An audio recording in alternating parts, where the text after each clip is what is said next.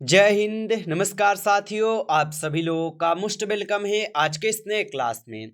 साथियों, आज के इस क्लास में हम सभी लोग जो है पढ़ने वाले हैं एसएससी जीडी एग्जाम 2026 के लिए मोस्ट इम्पोर्टेंट क्वेश्चन को, जो कि साथियों आपके एसएससी जीडी के एग्जाम में जो है साथियों 100% जो ये सभी प्रश्न साथियों आने वाले प्रश्न हैं। तो साथियों आप अच्छे से इस क्लास को देखिएगा। बिल्कुल साथियों, ये सभी क्वेश्चन पे एनालाइज किए गए हैं, इन क्वेश्चनों पे जो कि आपके एग्जाम में साथियों आते हैं। तो आप अच्छे से एग्जाम को अगर आप लोग देना चाहते हैं और चाहते हैं साथियों सिलेक्शन लेना, तो आप इन सभी प्रश्नों को साथियों अच्छे से आप याद कर लेंगे, क्योंकि साथियों ये सभी प्रश्न जो है काफी इंपॉर्टेंट क्वेश्चन लिए गए हैं, एग्जाम ओरिएंटेड क्वेश्चन लिए गए हैं साथियों, जो इस बार साथियों आपको सिलेक्शन दिलाकर ही मानेंगे। तो आप लोग अच्छे से देखिए क्लास को। और साथियों आपके एसएससी जीडी का जो एग्जाम है ये साथियों 23 फरवरी से आप लोग का एग्जाम क्या है साथियों तो स्टार्ट हो रहा है। उनके लिए साथियों ये क्लास रामबाण क्लास होंगे, आप अच्छे से इस क्लास को देखिएगा। तो चलिए क्लास को स्टार्ट करते हैं। उनसे पहले यदि आप इस चैनल पे पहली बार जुड़े हैं तो साथियों आप जो है इस चैनल को सब्सक्राइब कर लीजिए, और सब्सक्राइब करके साथियों आप ऑल नोटिफिकेशन को ऑल पे दबा के जुड़ जाइए, जिससे कि जब भी कोई नई क्लास हो सबसे पहले क्लास का नोटिफिकेशन जो है आपके पास पहुंच सके। तो आप इस चैनल को सब्सक्राइब कर लीजिए, साथ ही साथ आप जो है इस क्लास को भी साथियों लाइक जरूर कर लेंगे। तो चलिए क्लास को स्टार्ट करते हैं और देखिएगा साथियों क्वेश्चन क्या दिया गया है। साथियों क्वेश्चन दिया गया है कि 1857 के स्वतंत्रता संग्राम की वीरांगना महारानी लक्ष्मीबाई की साथियों जन्मस्थली है। बताएंगे साथियों, ये सभी क्वेश्चन साथियों काफी इंपोर्टेंट और सिलेक्टेड क्वेश्चन लिए हैं, जो कि साथियों आपके पेपर में साथियों ये सभी प्रश्न आपको देखने को मिलेंगे। तो आप अच्छे से इन सभी प्रश्नों को याद कर लीजिएगा। और बताएंगे साथियों कि 1857 के स्वतंत्रता संग्राम की वीरांगना महारानी लक्ष्मीबाई की जन्मस्थली है। तो साथियों इनका जन्मस्थली जो है वाराणसी हो जाएंगे, ऑप्शन सी करेंगे सही जवाब। अगला क्वेश्चन देखिएगा। क्वेश्चन है साथियों कि निम्नलिखित में से किस परिषद में जैन धर्म को साथियों दो भागों में विभाजित किया गया था। बताएंगे साथियों कि निम्नलिखित में से किस परिषद में जैन धर्मों को दो भागों में विभाजित किया गया। तो याद रखेंगे साथियों इनको किए गए थे प्रथम जैन परिषद में, ऑप्शन यहाँ पे डी सही जवाब है, प्रथम जैन परिषद होगा। अगला क्वेश्चन है रजाओं की घाटी जो है साथियों ये अवस्थित है। बताएंगे साथियों कि रजाओं की घाटी जो है साथियों ये कहाँ पे अवस्थित है। तो याद रखेंगे साथियों रजाओं की जो घाटी अवस्थित है साथियों ये आपके मिस्र में अवस्थित है, ऑप्शन ए करेंगे सही जवाब, मिस्र में अवस्थित है।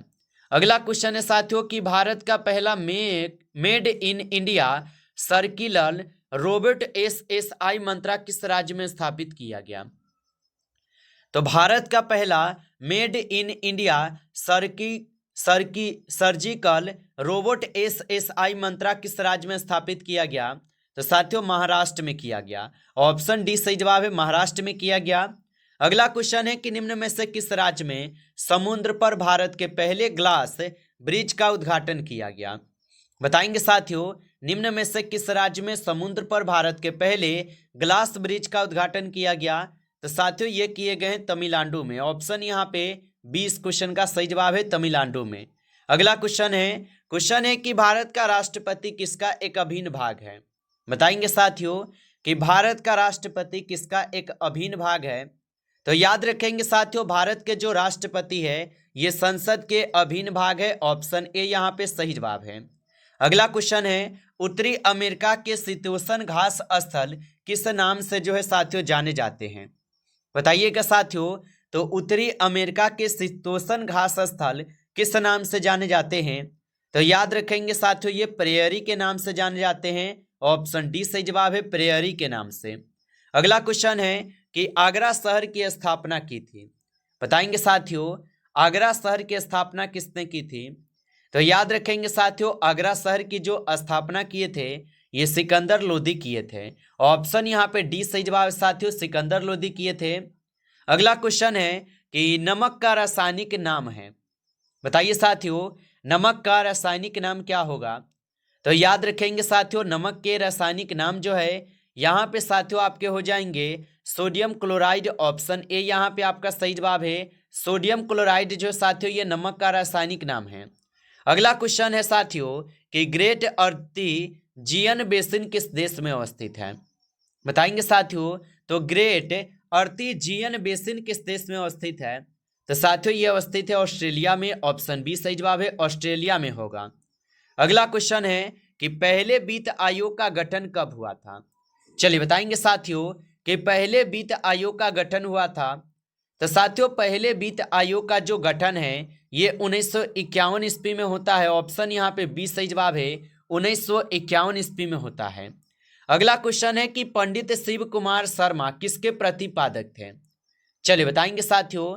तो पंडित शिव कुमार शर्मा किसके प्रतिपादक थे? तो याद रखेंगे साथियों पंडित शिव कुमार शर्मा जो है साथियों ये आपके संतूर के प्रतिपादक है। ऑप्शन यहाँ पे 20 क्वेश्चन का सही जवाब है, संतूर के हो जाएंगे।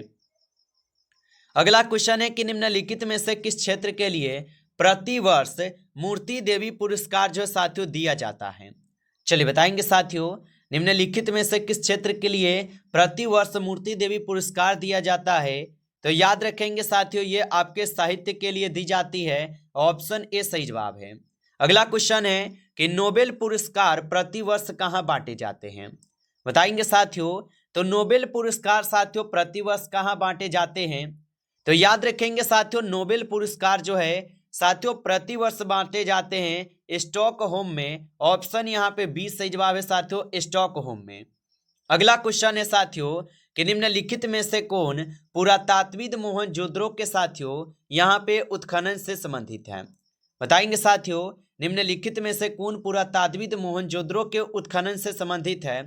तो साथियों ये आपके आर.डी. बनर्जी है। ऑप्शन ए करेंगे सही जवाब, आर.डी. बनर्जी है। अगला क्वेश्चन है कि 1984 पुस्तक के लेखक कौन है? बताइए साथियों कि 1984 पुस्तक के लेखक कौन हो जाएंगे? तो याद रखेंगे साथियों 1984 पुस्तक के लेखक हैं जॉर्ज ऑरवेल। ऑप्शन यहाँ पे सही जवाब है, जॉर्ज ऑरवेल होगा। अगला क्वेश्चन है राम वन सुलाई शहद किस राज्य या केंद्र शासित प्रदेश से संबंधित है जिसे हाल ही में साथियों GI टैग जो है दिया गया है? बताइए साथियों। और साथियों आप लाइक जो है ना इस क्लास को नहीं किए हैं तो साथियों आपसे छोटा सा रिक्वेस्ट है आप इस क्लास को एक बार ज़्यादा से ज़्यादा साथियों आप लाइक कर लेंगे। नए जुड़े हैं चैनल पे तो आप इस चैनल को भी सब्सक्राइब करके आप ऑल नोटिफिकेशन को ऑल पे दबा के भी जुड़ जाइए, जिससे कि जब भी कोई नई क्लास हो सबसे पहले क्लास का नोटिफिकेशन आपके पास जो है साथियों पहुंच सके। तो आप इस चैनल को साथियों सब्सक्राइब जरूर कर लेंगे। और बताएंगे साथियों कि राम वन सुलाई शहद किस राज्य या केंद्र शासित प्रदेश से संबंधित है जिसे हाल ही में GI टैग दिया गया है? तो साथियों ये आपके हो जाएंगे जम्मू कश्मीर से संबंधित। ऑप्शन बी यहाँ पे सही जवाब है, जम्मू कश्मीर से संबंधित है। अगला क्वेश्चन है कि जवाहरलाल नेहरू बंदरगाह कहाँ पर स्थित है? बताएंगे साथियों कि जवाहरलाल नेहरू बंदरगाह कहाँ पर स्थित है?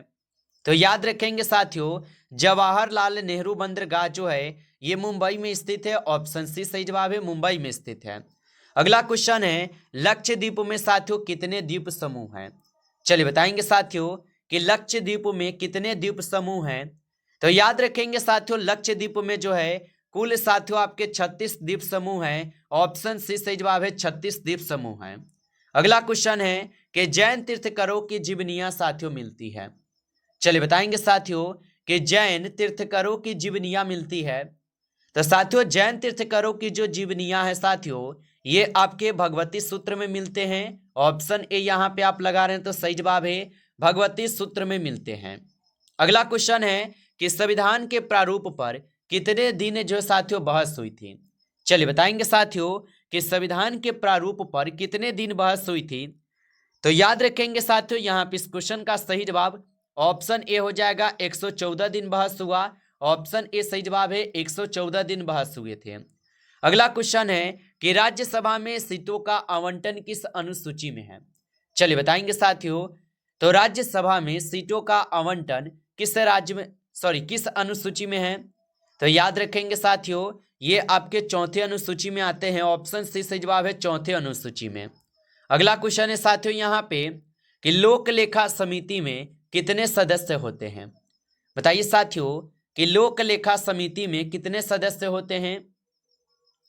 तो साथियों लोक लेखा समिति में जो है साथियों आपके कुल 22 सदस्य होते हैं। ऑप्शन ए यहाँ पे सही जवाब होगा, 22 सदस्य होते हैं। अगला प्रश्न है कि संविधान के किस भाग में आपात उपबंध का वर्णन है। बताइए साथियों, तो संविधान के किस भाग में आपात उपबंध का वर्णन होगा। तो याद रखेंगे साथियों, यहाँ पे इस क्वेश्चन का सही जवाब जो है ऑप्शन यहाँ पे साथियों भाग 18 में हो जाएंगे। ऑप्शन ए सही जवाब है, भाग 18 में है। अगला क्वेश्चन है साथियों कि संविधान के किस भाग में आपात उपबंधन का वर्णन है। तो साथियों ये क्वेश्चन हम अभी जस्ट देखे हैं, भाग 18 है। अगला क्वेश्चन है कि भारत की संचित निधि किस अनुच्छेद से संबंधित है। चलिए बताएंगे साथियों, तो भारत की जो संचित निधि है साथियों ये आपके हो जाएंगे किस अनुच्छेद से संबंधित। तो ये आपके अनुच्छेद 266 से संबंधित है। ऑप्शन डी सही जवाब है, अनुच्छेद 266 से है। अगला क्वेश्चन है कि संविधान संशोधन की प्रक्रिया किस देश से ली गई है। चलिए बताएंगे साथियों कि संविधान संशोधन की प्रक्रिया किस देश से ली गई है। तो याद रखेंगे साथियों, यहाँ पे इस क्वेश्चन का सही जवाब जो है ऑप्शन यहाँ पे साथियों क्या हो जाएंगे, तो ऑप्शन ए हो जाएंगे, दक्षिण अफ्रीका से हो जाएंगे। ऑप्शन ए सही जवाब है। अगला क्वेश्चन है कि निम्न में से कौन सा यहाँ पे संशोधन जीएसटी से संबंधित है। चलिए बताएंगे साथियों कि निम्न में से कौन सा संशोधन जीएसटी से संबंधित है। तो साथियों जीएसटी से संबंधित संशोधन जो है 101वां संविधान संशोधन है। ऑप्शन बी करेंगे सही जवाब, 101वां संशोधन है। अगला क्वेश्चन है कि सर्वाधिक आयु में भारत के राष्ट्रपति कौन बने थे। चलिए बताएंगे साथियों कि सर्वाधिक आयु में भारत के राष्ट्रपति कौन बने थे। तो याद रख लेंगे साथियों, सर्वाधिक आयु में भारत के जो राष्ट्रपति बने थे साथियों ये आपके आर वेंकट रमन बने थे। ऑप्शन यहाँ पे आपका बी सही जवाब साथियों, आर वेंकट रमन होगा। अगला क्वेश्चन है कि संघ संविधान समिति के अध्यक्ष कौन थे। चलिए बताएंगे साथियों कि संघ संविधान समिति के अध्यक्ष कौन थे। तो याद रखेंगे साथियों, संघ संविधान समिति के अध्यक्ष थे आपके पंडित जवाहरलाल नेहरू जी। ऑप्शन यहाँ पे सी सही जवाब है, इस क्वेश्चन का आंसर याद रखेंगे। अगला क्वेश्चन है कि कौन सा अनुच्छेद उच्च न्यायालय की रीट जारी करने से संबंधित है। चलिए बताएंगे साथियों कि कौन सा अनुच्छेद है जो कि उच्च न्यायालय की रीट जारी करने से संबंधित है। तो साथियों ये अनुच्छेद 226 है। ऑप्शन डी इस क्वेश्चन का सही जवाब होगा। अगला क्वेश्चन है कि 20 सूत्रीय कार्यक्रम की शुरुआत किस पंचवर्षीय योजना में की गई थी। बताएंगे साथियों कि 20 सूत्रीय कार्यक्रम की शुरुआत किस पंचवर्षीय योजना में की गई। तो साथियों ये की जाती है आपके 5वीं पंचवर्षीय योजना में। ऑप्शन ए इस क्वेश्चन का सही जवाब होगा। अगला क्वेश्चन है कि किसने जनसंख्या का सिद्धांत दिया था। चलिए बताएंगे साथियों कि किसने साथियों जनसंख्या का सिद्धांत दिया था।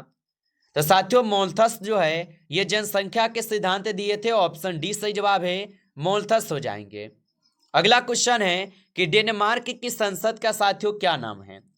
चलिए बताएंगे साथियों कि डेनमार्क की संसद का क्या नाम है। तो साथियों यहाँ पे इस क्वेश्चन का सही जवाब रिक्सडोंग हो जाएंगे। ऑप्शन सी यहाँ पे सही जवाब है, रिक्सडोंग होगा। अगला क्वेश्चन है भारतीय संविधान की 8वीं अनुसूची में निम्नलिखित में से कौन सी भाषा को साथियों यहाँ पे विनिर्दिष्ट नहीं है। तो भारतीय संविधान की 8वीं अनुसूची में निम्नलिखित में से कौन सी भाषा यहाँ पे आप लोग का जो है ना साथियों शामिल नहीं होगा। तो यहाँ पे आप शामिल भी बोल सकते हैं, ठीक है साथियों, यहाँ पे आप लोग जो है शामिल भी इसको बोल सकते हैं, शामिल नहीं है। तो आप बताएंगे साथियों अंग्रेजी जो है ये भारतीय संविधान में बिल्कुल नहीं शामिल है। ऑप्शन बी सही जवाब है, याद रखेंगे। नमस्कार साथियों, इस क्लास में जो है टॉप 35 क्वेश्चन थे जो कि काफ़ी इंपॉर्टेंट और सेलेक्टेड क्वेश्चन थे ये सभी क्वेश्चन। साथियों यदि आपको क्लास अच्छा लगा हो तो आप इस क्लास को लाइक कर लेंगे। नए जुड़े हैं चैनल पे तो आप इस चैनल को भी सब्सक्राइब करके आप ऑल नोटिफिकेशन को ऑल पे दबा के जुड़ जाइएगा, जिससे कि जब भी कोई नई क्लास हो सबसे पहले क्लास का नोटिफिकेशन आपके पास जो है साथियों पहुँच सके। तो आप इस चैनल को सब्सक्राइब जरूर कर लीजिएगा। चलिए फिर मिलते हैं आपसे नेक्स्ट टॉपिक के साथ नेक्स्ट क्लास में। तब तक के लिए जय हिंद, जय भारत।